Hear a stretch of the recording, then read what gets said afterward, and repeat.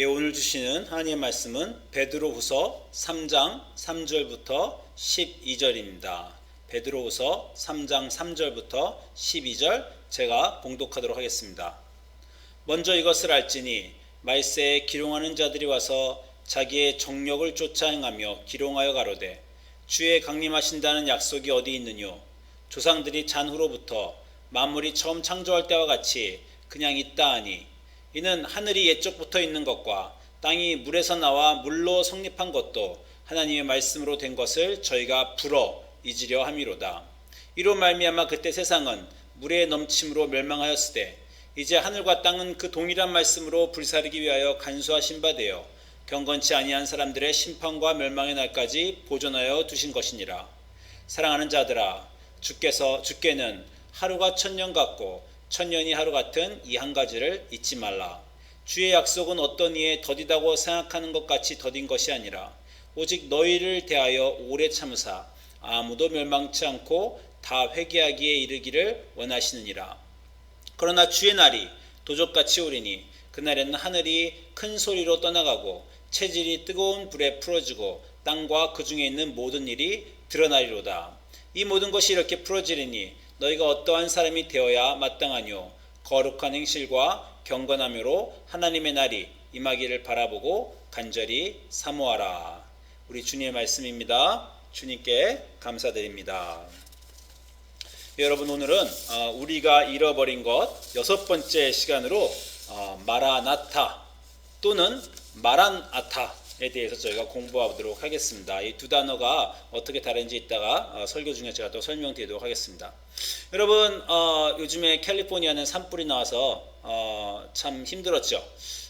어제 오늘 이번 주말에는 좀 괜찮았지만요, 지난주엔 정말 대단치도 않았습니다. 지난주 목요일, 그러니까 한 열흘 전에는요, 정말 그런 날을 처음 봤어요. 하늘이 다 노랗고 무슨 선글라스를 하루 종일 쓰고 있는 줄 아는 정도로 공기가 산불 연기 때문에 온 곳이 다 매캐했죠. 저녁에 제가 하늘도 어둡고 정말 달빛도 핏핏이었어요. 그런데 아내랑 이제 딸하고 아들하고 저녁에 산책을 가다가 아내랑 이런 얘기했습니다. 야, 정말 주님이 오실래나 보다. 그날 아마 저뿐만 아니라 많은 기독교인들이 그런 농담 반 진담 반 얘기했을 거예요. 주님이 오시나 보다. 그러면서 우리가 휴거 얘기를 했습니다. 영어로 랩처인데요. 휴거 얘기했더니 우리 둘째 딸이 갑자기 그게 뭐냐는 거예요. 그래서 우리가 휴거 얘기를 잠깐 해줬습니다. 그 말세 사람들이 이렇게 다 종말 때 하나님께 다 올라간다. 이 휴거에 대해서 헐리우드에 만들어진 영화들이 Left Behind 라는 영화로 몇 번 만들어졌어요. 저는 이 맨 오른쪽에 있는 옛날 영화 봤는데 참 잘 기억 안 나지만 굉장히 영화가 감명 깊었던 것으로 생각납니다. 이 말세에 일어난 일들에 대해서 성경이 많이 말하고 있죠. 예수님이 오늘 그 마태복음 24장 29절부터 31절 보면 그날에 어떤 일이 일어날지 이렇게 말씀하고 계십니다. 그날 환란 후에 즉시 해가 어두워지며 달이 빛을 내지 아니하며 별들이 하늘에서 떨어지며 하늘의 권능들이 흔들리리라. 이런 게 종말에 우리가 갖고 있는 이미지죠. 그래서 한 열흘 전에 정말 하늘이 어둡고 햇빛이 안 보이고 달빛이 깜깜하니까 빨간색이니까 우리가 진짜 이 날이 드디어 주님 말씀하신 그날이 왔나 보다, 그렇게 제가 상상을 했던 겁니다. 30절 24장 마태복음 24장 30절 보면 인자가 구름을 타고 능력과 큰 영광으로 오는 것을 보리라. 저가 큰 나팔 소리와 함께 천사들을 보내리라. 요 장면이 성경 여러 군데 나옵니다. 예수님의 재림이죠. 종말, 기독교에서의 종말은 부활 승천하신 예수님이 다시 오시는 날. 그리고 그 날은 정말 구름과 천사들을 끌고 나팔 소리와 함께 예수님이 재림, 심판을 하러 오시는 것이 기독교가 생각하는 종말입니다. 그리고 그때에 택하신 자들을 모은다, 이렇게 예수님께서 말씀을 하셨어요. 자, 이 구절이 이제 휴거의 단초를 제공하는 그런 구절입니다. 더 분명하게 휴거는요, 데살로니가전서에서 이제 바울이 말하는 구절입니다. 앞에 부분은 똑같아요. 데살로니가전서 4장 16절 보면요, 예수님이 말씀하신 거 똑같죠. 주께서 호령과 천사장의 소리와 하나님의 나팔 소리로 친히 하늘로부터 강림하신다. 자, 예수님이 돌아오시는 그 재림의 날, 기독교가 생각하는 세상 끝 심판의 날의 이미지는 거의 비슷합니다. 그리고 17절 보면 그 후에, 자 16절에 그리스도 안에서 죽은 자들이 먼저 일어나요. 부활이 오는 거죠. 죽은 자들이 그 재림의 때 먼저 일어나는데, 죽은 자들만 일어나는 것이 아니라 17절 보면 그 후에 우리 살아남은 자들도 그 죽은 자들과 함께 구름 속으로 끌어올려 공중에서 주를 영접하게 하시리니 그리하여 우리가 항상 주와 함께 있으리라. 자, 요 구절이 랩처, 휴거의 그 근원이 되는 구절입니다. 죽은 자들만 일어나는 것이 아니라 살아나는 자들도 구름 속으로 끌어올려가 공중에서 주를 영접하게 된다라는 구절이죠. 뭐 이런 종말의 때에 대한 여러 가지 상상과 이미지와 그리고 영화들과 그런 것들 우리에게는 굉장히 많이 있고, 세상이 어두워지고 또 전쟁이 일어나고 또 어떤 그 세기 말 때마다 이런 이때가 종말인가라는 궁금증이 늘 들기도 합니다. 그 때가 언젠지 우린 너무 궁금해요. 우리만 궁금해한 게 아니라 역사 내내 사람들은 궁금해하고 예수님 시대 때도 궁금했습니다. 예수님이 마태복음 여러분 24장 다시 보시면 예수님께서 그 성전 위에 돌 위에 돌 하나도 남지 않으리라 이런 멸망을 예고하시니까, 자 24장 3절에 제자들이 예수님께서 감난산에 앉으셨을 때 종용이 와서 가로되 우리에게 이르소서 어느 때에 이런 일이 있겠사오며 주의 임하심과 세상 끝에는 무슨 징조가 있겠습니까? 자 다시 말씀드리지만 기독교의 종말은 세상 끝, 주의 임하심, 최후 심판, 죽은 자와 산 자의 부활, 휴거 뭐 이런 것들이 이미지인데, 이런 것이 어느 때에 이루어지겠습니까? 라고 이제 제자들이 물어보니까 예수님께서 뭐 여러 가지 설명을 하세요. 뭐 처처의 기근과 가뭄이 들고 전쟁이 일어나고 뭐 여러 가지 얘기를 하시다가 24장 14절에 결론처럼 이 얘기를 하십니다. 이 천국 복음이 모든 민족에게 증거되기 위하여 온 세상에 전파되리니 그제야 끝이 오리라. 자, 딴 것들은 우리가 잘 모르겠는데 이건 굉장히 우리에게 분명한 시간적인 암시를 주십니다. 천국 복음이 온 세상에 증거되기 위하여 온 민족에게 증거되게 위해 전파되니 그제야 끝이 오리라라고 예수님께서 그 마지막 때는 복음이 다 증거된 때라고 얘기하세요. 우리가 많이 공부했지만 사도행전 1장에도 비슷한 구절이 있습니다. 사도행전 1장에 이제 승천하시기 직전에 예수님에게 제자들이 와서 이스라엘을 회복하실 그때가 이때입니까? 이스라엘을 회복하실 때는 다시 또 종말입니다. 세상을 심판하시고 악한 자들을 벌하시고 하나님의 택하신 백성을 회복하실 그때가 이때입니까? 라고 물어보니까 예수님 유명한 얘기 하시죠. 사도행전 1장 7절에서 때와 시기는 아버지께서 자기 권한에 두셨으니 너희 알 바 아니다. 때하고 시기는 너희 알 바 아니다. 그러나 바로 그 유명한 오직 성령이 너에게 마시면 너희가 권능을 받고 예루살렘과 온 유대와 사마리아 땅끝까지 이르러 내 증인이 되리라 하시니라. 이 복음 전파와 복음을 세상 땅끝까지 전하는 그 유명한 사도행전의 뿌리 그 전체 구조가 되는 1장 8절 말씀을 여기서 하십니다. 아까 말씀하신 마태복음 24장과 같은 맥락이에요. 언제가 그때입니까? 만 백성에게 만 민족에게 복음이 전파되어야 되는 그때. 그러니 그때를 너희는 그게 5년이 걸릴지 50년이 걸릴지 500년이 걸릴지 너희는 그거 시간을 신경 쓰지 말고 그 일을 하라는 거죠. 복음 전파는요 예수님의 재림과 아주 중요한 관련이 있습니다. 아니 왜냐하면 마지막 심판 때 각 사람들이 심판을 받을 때 자기들의 믿음의 분량대로 자기들의 삶대로 받아야 되는데 기회가 주어져야 되는 거 아닙니까? 모든 사람이 어떤 사람이 예수님을 안 믿을 수도 있어요. 그러나 그것이 자기의 결정이어야 됩니다. 자기가 복음을 한 번도 들어본 적도 없기 때문에 어디 오지에 살아서 복음이 한 번도 전파되지 않았기 때문에 예수님을 믿을 기회도 없이 그 사람이 심판 때에 쓴다면 그것은 억울한 거 아닙니까?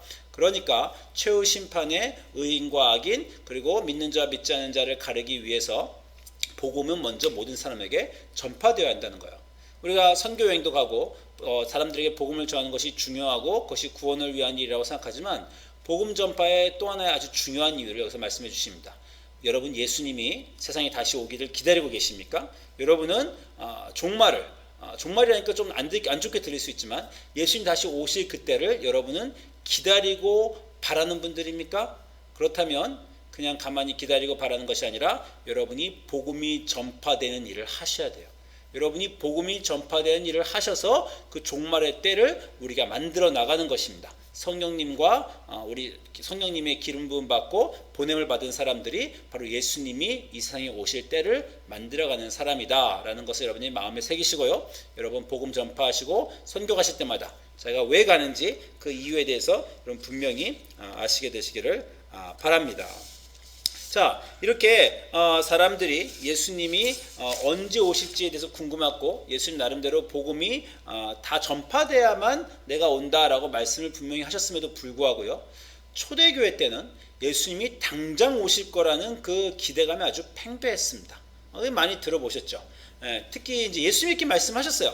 마태복음 16장 27절부터 28절 보시면 인자가 아버지의 영광으로 천사들과 함께 오리니 그때 각 사람이 행한 대로 갚으리라. 각 사람 행한 대로 믿음대로 다 심판이 있을 것이다 라고 말씀하시는데, 그 다음 16장 28절에 진실로 너에게 이르노니 여기 서 있는 사람 중에 죽기 전에 인자가 그 왕권을 가지고 오는 것을 볼 자도 있느니라. 이게 엄청난 말입니다. 너희들 중에 몇몇 사람은 본다 이거죠. 거기 있는 사람이 뭐 20살 30살일지 모르니까 그 사람들이 죽기 전에 늦어도 30년이나 50년이나 너무 늦어도 70년 이 사이에 그 사람들, 여기 있는 예수님 말씀을 듣는 사람이 그 사람 중에 어떤 사람들은 죽기 전에 그날이 오는 것을 볼 거라는 예수님의 분명한 암시와 선포가 있었습니다. 그래서 초대교회는 기다렸죠. 이제라도 우리가 지금 복음을 열심히 전파하고 있으니, 여러분 사도 바울도 전파하고 온 사람들이 막 사마리아 땅까지 막 전파하고 있지 않았습니까?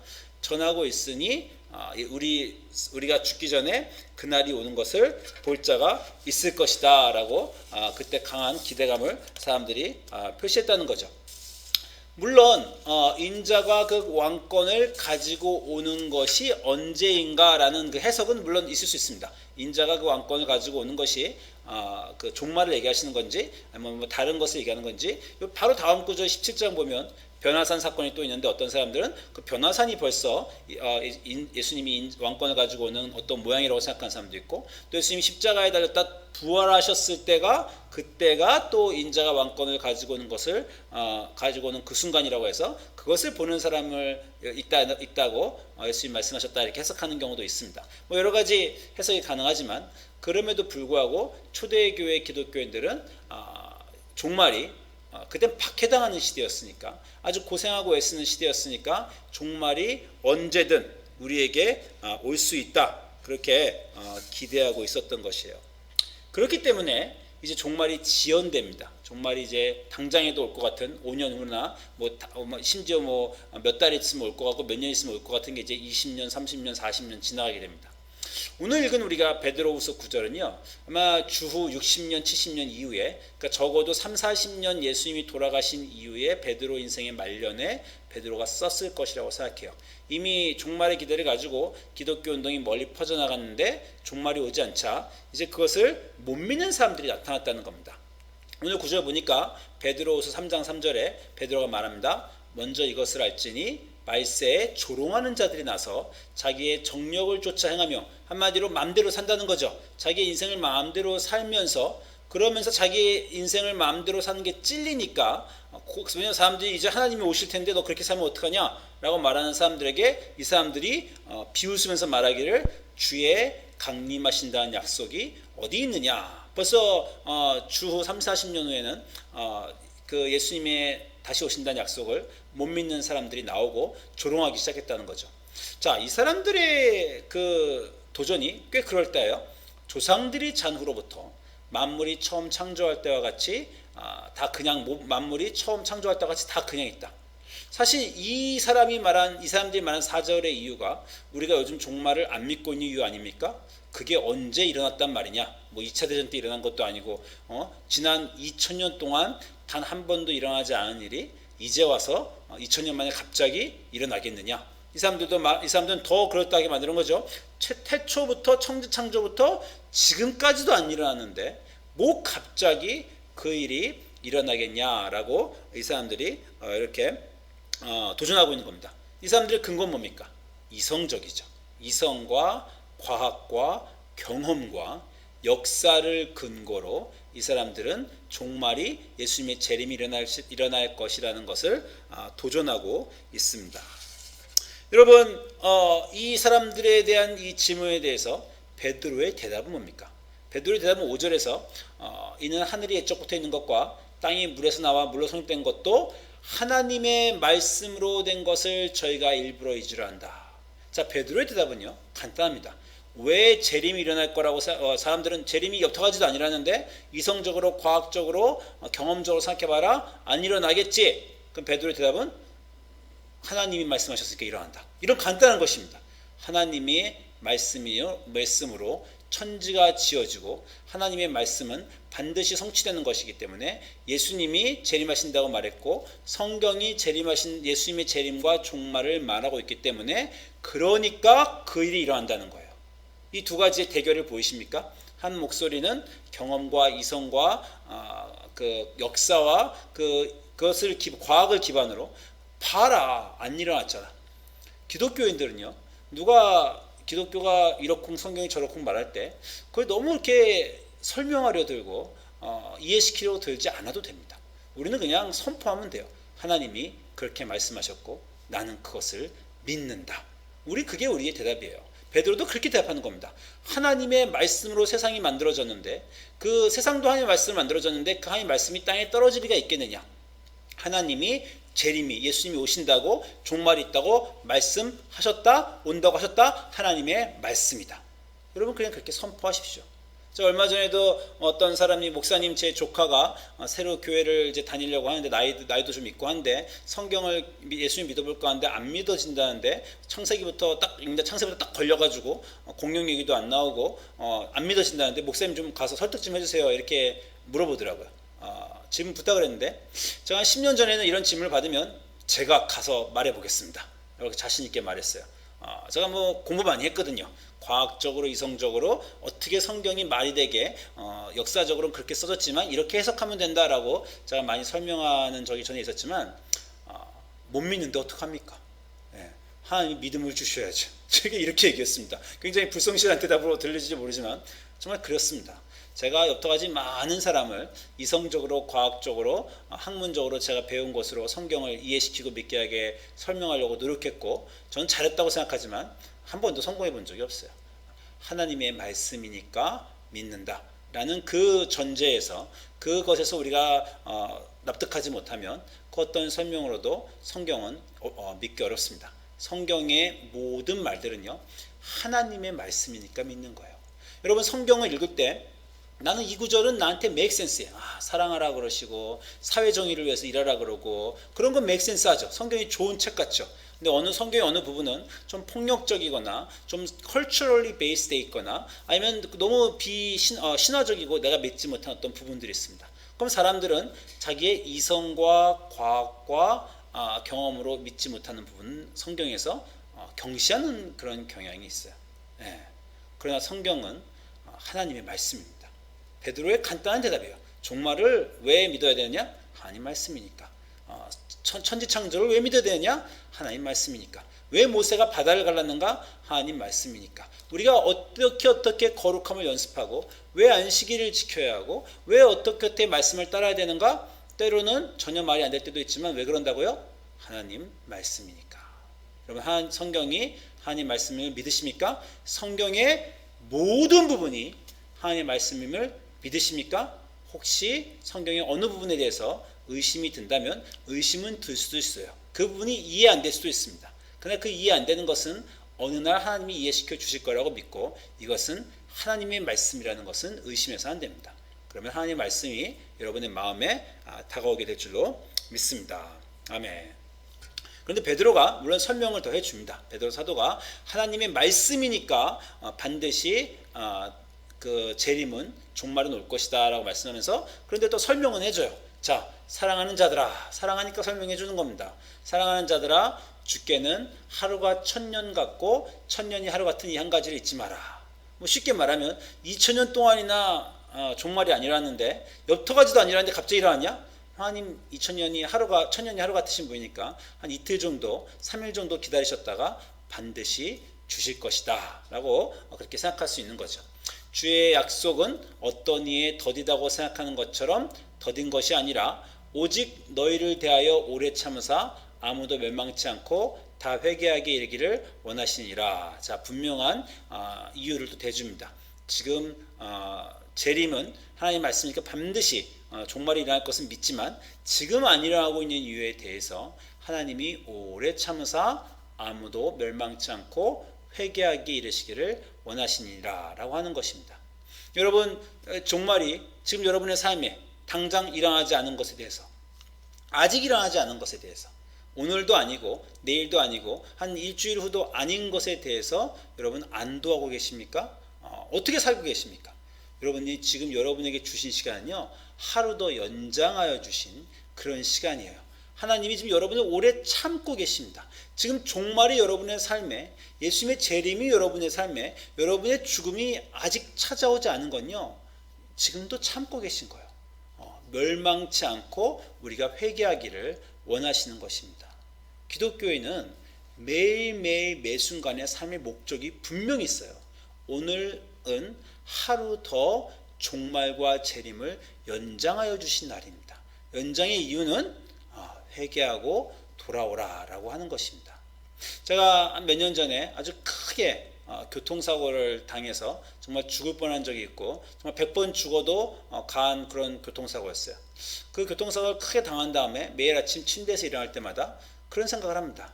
야, 오늘도 내가 그때 교통사고에서 아마 죽었어야 됐을 텐데 하루 또 연장받았구나.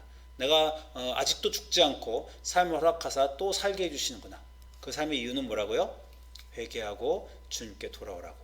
여러분의 오늘의 삶의 목적, 아직 여러분 삶에 종말과 재림이 오지 않은 이유는요, 하나님이 지금도 여러분 참고 계시고 오늘 하루 더 허락해 주셔서 어제까지 못했으면 오늘 하루 더 줄 테니 오늘은 회개하고 나에게 돌아오라 라고 하신 거라고 베드로 사도가 말씀하고 있습니다.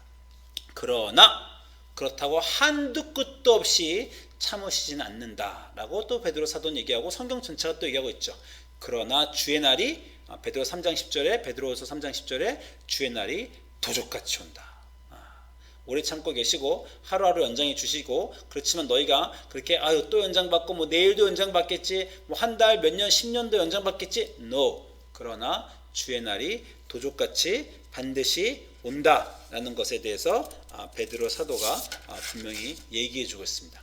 주의 날이 도적같이 오리니 그날에는 하늘이 큰 소리로 떠나가고 체질이 뜨거운 물에 풀어지고 이 모든 일들이 일어날 거라는 거예요. 그 날은 연장되지만 하나님의 말씀으로 한 약속이시기 때문에 반드시 일어난다는 것을 우리는 믿어야 합니다. 그리고 베드로 사도님은 11절에서 그렇게 말합니다. 이 모든 것이 결국은 반드시 그렇게 풀어지리니 그러니 오늘 지금 너희가 어떠한 사람이 되어야 마땅하냐? 거룩한 행실과 경건함으로 지내라. 자, 종말을 기대하고 있는 우리, 종말을 위해, 회개함을 위해 하루 더 연장된 우리는 그날이 언제 오는지가 중요하지 않다는 거예요. 그날이 내일 오든 그날이 10년 후에 오든 그날을 준비하는 너희의 마음 자세, 너희가 어떠한 사람이 마땅히 되어야 될 거냐라는 것은 거룩한 행실과 경건함으로 매일매일을 지내라 이렇게 말씀하고 있고요. 그리고 하나님의 날이 임하기를 바라보고 간절히 사모하라 그렇게 말씀하고 계십니다. 제가 이 지금 파워포인트에 빨간색과 파란색을 계속해서 번갈아 가면서 썼는데 여러분 중에 벌써 캐치하신 분 있을지 모르겠어요. 빨간색은 시간에 대한 개념을 잘 이렇게 썼습니다. 그 시간이, 그 일이 이루어지고 그날이 이루어질 것을 그때는 우리가 기다려야 되고 어서 내 주여 어서 오시옵소서 기다려야 되지만 그 기다리는 마음은 내 마음속에 있어야 되고, 그러나 그 기다리는 동안에 나의 삶의 자세는 또 어떠해야 되는가, 이것들에 대해서 성경이 계속해서 말씀하고 있습니다. 그때를 기다리는 마음도 필요하고요, 예수님을 바라는 마음도 필요해요. 그리고 그 날을 기다리면서 하루하루 어떻게 나의 삶을 만들어 나가야 되는가, 그것에 대해서 베드로 사도가 오늘 9절에서 전체 다 얘기하고 계신 것입니다. 성경 전체가 예수님이 우리 삶에 오실 것, 그분이 재림하실 것, 그리고 산자와 죽은 자를 심판하실 것에 대한 얘기를 하고 있고, 그것에 대한 기대감을 가지라고 얘기하고 있으며, 그러나 그 기대감이라는 게 그게 언제 일어날까에 대한 기대감이 아니라 그 일은 반드시 일어나지만 그 일이 일어나는 그 때를 너희가 알 건 없이 오늘 하루 너의 태도를 생각해라 라는 것이 성경의 메시지입니다. 여러분, 신약 성경, 아니 성경 전체가 마지막에 어떻게 끝나는지 여러분 아시죠? 요한계시록 22장 20절 가면 이렇게 끝납니다. 이것을, 이 성경 모두를 증거하신 이가 가라사대, 예수님 말씀하시는 거죠. 내가 진실로 속히 오리라. 이게 성경의 결론입니다. 내가 진실로 속히 오리라. 이것이 마지막 예수님이 하신 말씀입니다. 그럼 우리의 응답은 뭐라고요? 아멘, 주 예수여 오시옵소서. 그때가 언젠지는 저는 모릅니다. 그러나 반드시 나의 삶에 주님이 오실 줄을 믿습니다. 그 오실 줄을 믿고 나는 오늘도 기다리고 준비합니다. 회개하고 경건한 삶을 삽니다. 그것이 여러분의 삶의 태도가 되어야 돼요. 여러분, 이 마지막 구절 가지고 아주 유명한 구절이 있죠. 바로 마라나타. 아멘 내 주여 오시옵소서. 마라나타. 여러분 그 단어 들어보셨죠? 그 마라나타 교회도 있습니다. 그 구절은 요한계시록에 나왔다고 많은 사람들이 생각하고 있는데, 요한계시록 마지막에 아멘 주 예수 오시옵소서, 이게 마라나타라고 사람들이 믿고 있는데, 사실은 그 구절은 아니고요. 그 구절과 거의 비슷하지만 고린도전서 16장 22절에 있는 말이 마라나타 단어의 기원입니다. 고린도전서 16장 22절 가시면, 만일 누구든지 주를 사랑하지 아니하거든 저주를 받을지어다 주께서 임하시느니라. 주께서 임하시느니라. 이 단어가 우리 성경이 그리스어로 신약 성경은 써 있는데, 그 단어만 그 아람어로 마라나타라고 써 있어요. 그래서 고린도서 16장 22절에 마라나타라는 단어가 원어로 나옵니다. 그래서 우리가 근데 주께서 오시느니라가 요한복음계시록 마지막에 아멘 주 예수 오시옵소서라고 똑같은 구절이라 우리가 거기서 이제 마라나타가 왔다고 생각하고 있어요. 이 마라나타 아주 유명하죠. 제가 뭐 약간 농담으로 하면 제가 코스코에 얼마 전에 갔는데 알몬드 버터잼이 내추럴 있는데 그 회사가 이름이 마라나타예요. 그래서 제가 이 회사 이 알몬드 버터잼 창립자가 굉장히 기독교로 신실하신 분인가 보다, 종말을 예수님의 재림을 기다리는 분인가 보다. 그래서 회사 이름이, 상표 이름이 마라나타다, 이런 걸 제가 본 적이 있습니다. 근데 오늘 제가 여러분에게 이 마라나타의 비밀에 대해서 제가 한 가지 말씀을 드릴까 해요. 자, 한국말 성경은, 영어는 굉장히 많지만 한국말 성경은 이제 대표적으로 약간 옛날에는 개역 한글을 봤습니다. 자, 개역 한글의 고린도서 16장 22절에는요 뭐라고 나오냐면, 만일 누구든지 주를 사랑하지 아니하거든 저주를 받을지어다 주께서 임하시느니라, 이렇게 써 있어요. 근데 여러분 지금 어떤 성경을 갖고 계신지 모르지만 개역 개정판은, 개역 한글 다음에 나온 개정판은요, 만일 누구든지 주를 사랑하지 아니하거든 저주를 받을지어다, 그 다음 나오는 말이 우리 주여 오시옵소서. 아까 요한계시록하고 똑같죠. 아멘 주여 오시옵소서. 그 말이 번역되어 있습니다. 우리 주여 오시옵소서. 성경 계속 보면요, 우리 주여 오시옵소서 또는 우리 주께서 임하셨도다. 아니, 성경에 이렇게 써 있어요. 자, 또는 이 두 단어가 있는 게 아니고요, 번역을 어떻게 해야 될지 몰라서 개역 개정에서는 번역의 가능성이 두 가지 있기 때문에 둘 다 놓은 겁니다. 우리 주여 오시옵소서라는 구절과 우리 주께서 오셨도다 라는 구절이라는 거예요. 그 말은 왜 그러냐면요, 아까 말씀하신 대로 저 마라나타라는 거는 붙어있는 아람어 한 단어입니다. 마라나타라는 단어가 있는데, 이 단어를 옛날엔 띄어쓰기가 없었으니까 붙여 있는데, 우리가 어디서 띄어써야 되는지에 따라서 해석이 달라지기 때문입니다. 만약에 마라나타를 마라나다라고 말하면요, 아까 요한계시록에 있는 것처럼 오 주여, 우리 주여 오시옵소서, 내가 반드시 오리라, 내 주님 아멘 오시옵소서, 기다리고 있습니다. 우리가 주님을 기다리고 있습니다. 그러면 마라나타예요. 여러분이 어떤 교회 중에 마라나타 교회라는 이름이 있으면 마라나타라고 한국말로 아예 쓰셨으면, 영어로는 쓰고 읽는 사람 따르지만 한국 사람은 쓰기 나름이니까 마라나타 그러면 주가 오시기를 기다리는 교회입니다. 그렇죠? 그런데 마라나타가 아니라 마란아타 이렇게 읽을 수도 있어요. 띄어쓰기를 어떻게 아람어 히브리어 보시죠? 아람어인데 띄어쓰기를 여기서 끊냐 저기서 끊냐서 마란아타 이렇게 읽으면요, 우리 주께서 오셨도다, Our Lord has come 이렇게 또 번역이 된다는 겁니다. 굉장한 번역의 차이예요. 하나 시간상으로 따지면 하나는 미래를 얘기하고 있는 겁니다. 우리 주여 오시옵소서. 또 하나는요, 이미 주께서 내가 진실로 속히 오리라. 아니 주님이요 벌써 내 삶에 오셨습니다. 주께서 우리 삶에 임하셨도다 라고 해서 이미 일어난 일에 대해서 말하고 있습니다. 시간상으로는 일어난 일과 일어나지 않은 일에 대한 큰 차이 말할지 모르지만요, 그러나 사실은 어떻게 보면 이 두 얘기는 같은 얘기입니다. 종말, 재림은요 어제 일어났을 수도 있어요. 10년 전에 2000년 전에 일어났을 수도 있습니다. 그리고 아직 안 일어났을 수도 있어요. 내일 일어날 수도 있습니다. 아니면 5000년 후에나 일어날 수도 있어요. 그렇게 멀지는 않을 것 같아요. 그러나 200년 300년 후에 일어날 수도 있습니다. 그게 중요한 게 아닙니다. 종말이 이미 일어났든지 종말이 당장 일어날 것이든지 종말이 먼 미래라든지 성경은 분명하게 우리에게 말씀하고 계세요. 때는 너희가 알 것이 없다. 그러나 종말을 기대하는 그 마음이 너희 안에 있어야 되고 종말을 간직한 그 마음으로 하루하루를 사는 너희의 인생의 태도가 중요하다라는 것입니다. 오늘 하루 회개를 위해 더 허락된 날입니다. 여러분 꼭 회개하시고 오늘 하루를 하나님이 주신 이유를 찾으시기 바랍니다. 그리고 오늘 하루 어떻다고요? 견건과 오늘 우리가 어떻게 마땅한 사람이 종말이 이미 일어난 예수님이 이미 우리 삶에 들어오신 사람도 예수님이 들어오실 것을 기대하는 사람도 똑같이요. 어떠한 삶으로 되어야 됩니까? 거룩한 행실과 경건함으로 기다려야 됩니다. 방탕하고 놀고 그냥 자기 마음대로 살려는 그런 사람. 아까 조롱하는 사람들이 왜 그랬다고요? 자기의 정욕을 쫓아서 자기 마음대로 살다 보니까 여러분 마음속에 당장 예수님이 오기를 기다리지 않는 그 마음이 있다면요, 여러분은 지금 애통하고 통회하는 회개하는 심령을 안 가지신 분입니다. 지금 이 세상의 어떤 것들을 하나님보다 더 사랑하고 계신 분이에요. 그러니까 그 마음을 갖지 않죠. 그 마음은 여러분 이 세상에서 행복과 육신의 정욕과 안목의 정욕을 추구하시는 분들은 종말을 기다리지 않습니다.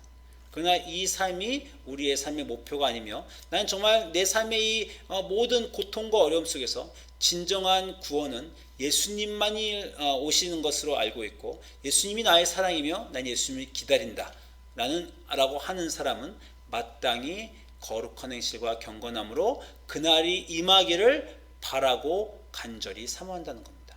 예수님이 이미 마음이 오신 사람도 그 마음이 그 예수님을 간절히 사모하는 그 마음과 똑같다고 할 수 있습니다. 제가 별 중요한 얘기는 아닌 것 같지만 한 가지 얘기를 드리면서 오늘 설교를 마치려고 해요. 지난주 예배를 위해서 고민 좀 했습니다. 지난주 야외 예배를 할 때 여전히 공기가 안 좋아서 사람들 중에서 야외 예배를 그만하는 것이 어떠냐, 야외를 한 주 쉬는 것이 어떠냐, 이런 질문이 저에게 들어온 적이 있어요. 자, 정말 교인들의 건강도 생각해야 되겠고 야외에서 교회 안에서 예배드리는 게 아니라 코비드 때문에 야외에서 예배드리니까 재가 날리고 공기의 그 레벨이 50이어야 되는데 정말 170까지 올라간 그 폴루션 레벨이, 그런 데서 제가 예배를 강행하는 게 목사가 맞는가 고민했습니다. 어떻게 할까 고민하다가 저희 교회 근처에 큰 미국 교회도 야외 예배를 하는 교회가 있어요. 그래서 제가 나도 고민하지만 다른 사람들이 어떻게 하는지도 내가 좀 이성적으로 살펴봐야지. 그래서 그 교회가 딴 교회가 취소하면 나도 혹시 취소할까 하고 고민해서 딴 큰 교회들이 야외 예배하는 교회들이 어떻게 하는지 봤습니다. 그 웹사이트에 딱 들어갔는데 우리 교회 옆교회 홈처치라고 하나 있어요. 그 홈처치에 보니까 예배 시간이 9시 반부터 예배 드립니다라고 되어 있고 9시 반부터 11시예요. 미국 교회 예배가 그렇게 길지 않습니다. 게다가 미국 교회 예배가 길면요, 뭐 예식이나 오르간이나 음악이 많아서 그런 건데 야외 예배 드리는 동안에는 그렇게 예배가 길 것도 없는데 음악도 못 하는데 왜 이렇게 긴가 하고 그 웹사이트 들어가 봤더니 목사님 설교가 45분이 넘어요. 굉장히 여러분 드문 일입니다. 미국 백인 교회에서 목사님 예배가 45분이 넘는 건. 제가 그 설교 유튜브 비디오를 딱 접한 순간 제 마음속에 이런 생각이 들었어요. 설교가 45분이 넘네? 들어봐야 되겠다. 듣고 싶다. 무슨 얘기를 하셨는지. 이런 마음이 제가 들었습니다. 별거 아닌데요. 어떤 기억이 하나 났는데 7년 전쯤에 제가 교회 휴가를 내서 근처에 또 다른 미국 큰 교회를 간 적이 있어요. 교회를 갔는데 목사님 설교가 45분이었어요. 그때 30분 넘을 때부터 제 다리가 꼼지락꼼지락 거리면서 40분 넘어선 제 입에서 이런 말이 나왔습니다. 저 목사님 회중을 생각하지 않으시는구만. 아무리 내용이 좋으면 뭐해. 그 회중이 견딜 수 있는 양을 고려하셔야지. 그래서 그 목사님이 45분 설교가 끝나고 제가 나가면서 이 교회는 다시 오지 말아야 되겠다. 무슨 설교를 이렇게 길게 하시나. 그렇게 제가 생각한 적이 있습니다. 당시 제 마음속에 설교는 20분에서 25분. 그게 제가 근데 그렇게 저도 했고 몇십 년, 한 10년 넘게 그게 제 기준이었어요. 오늘 설교도 좀 길어지고 있죠. 어느 순간부터 제 마음이 바뀌었습니다. 여러분 언젠가부터 아시죠? 여러분 제가 나왔지만 제가 5년 전에 회심했던 순간부터입니다. 회심을 하고 나서요. 말씀이 달아요. 전 남의 설교를 듣는 그런 사람이 아니었습니다. 평생 안 들었어요. 제가 설교만 했지. 제가 5년 전에 회심하고 지금까지 한 1000편이 넘는 인터넷 설교를 들은 것 같아요. 늘 설교를 듣고 싶습니다. 하나님의 말씀을 듣고 싶어요. 그리고 어디 설교가 길다 그러면 저 긴 설교 중에 말씀이 있지 않을까라고 간절한 마음이 생겼어요. 7년 전에는 그런 마음이 없었어요. 그땐 제가 기독교인이 아니었을까요? 그때도 이미 몇십 년 동안 기독교인이었고요. 심지어 목사였습니다. 그냥 그때는 그렇게 말씀이 달지가 않았어요. 말씀이 달았던 때가 또 있긴 있었습니다. 제가 신학교 가기 전에 20년도 더 전에 한 30년 전에 제가 대학생 때 제 다니는 교회에서 교인들과 목사님 간에 갈등이 일어나서 교인들이 목사님을 좀 쫓아낸 적이 있었어요. 근데 그때 이유 중에 하나가 목사님 설교가 너무 지루하고 길고 듣기 싫다.